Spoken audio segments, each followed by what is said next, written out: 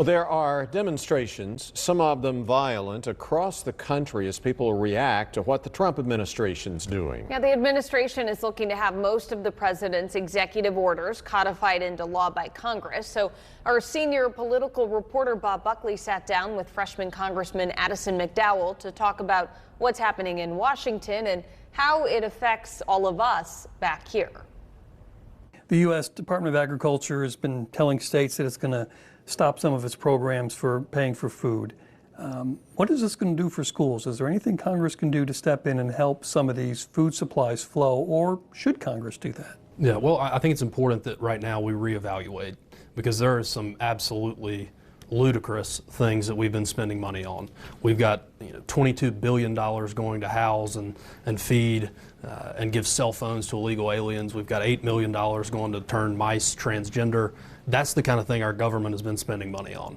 And so right now we're in a reevaluation state, and I think that's a good thing. The complaint is it's being done with a theoretical chainsaw and not a scalpel. Is there any validity to that criticism? Maybe, but look, we have a $6.2 trillion budget. You can't go about that with a scalpel. It would take 100 years. We'd all be dead by the time we got done with it. And so I think right now it's a jolt to the system because we've had runaway spending for too long.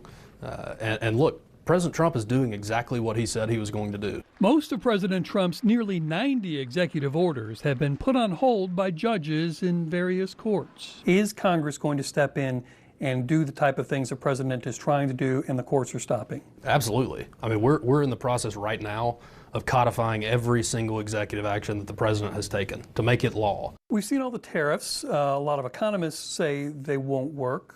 How do you feel about it, particularly in light of North Carolina agriculture seems to be getting hit pretty hard, and North Carolina manufacturing? We want reciprocal tariffs. We want reciprocal trade. We've been taken advantage of as a country for too long, and we've got to stop that. That's what the president's doing to bring these manufacturing jobs back. Thank you for being here. Likewise.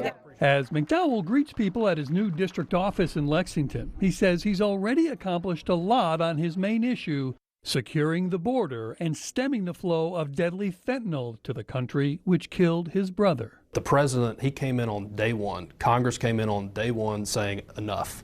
We're going to secure our border, and we have secured our border. You know, fentanyl was an important thing for me, and stopping the flow of that coming into our country. We were being invaded by drug cartels, by murderers, by human traffickers, and I think that it's a very refreshing thing as someone who's felt the effects of these things in our communities, to have a president that cares. As the Department of Homeland Security continues to round up people they say are here illegally, we asked McDowell if there might be mistakes in their work. Are you concerned that people who weren't intended to be caught up in these sweeps might be caught up in these sweeps? Some cases, American citizens. Well, I mean, if there's an American citizen that's deported to somewhere, that's obviously not okay. But what Tom Homan, what Kristi Noem, what the president and ICE, what these folks are looking for are terrorists, drug dealers, criminals. That's who we don't want in our country. Also, these people that are here on student visas.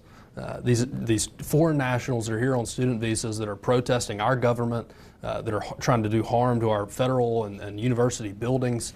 They're not welcome here. If they hate our country that much, why are they here? On the tariff issue, McDowell says the goal is to get them all removed, but he believes reciprocal tariffs are necessary to get the attention of other countries so that all the tariffs can be eliminated over time.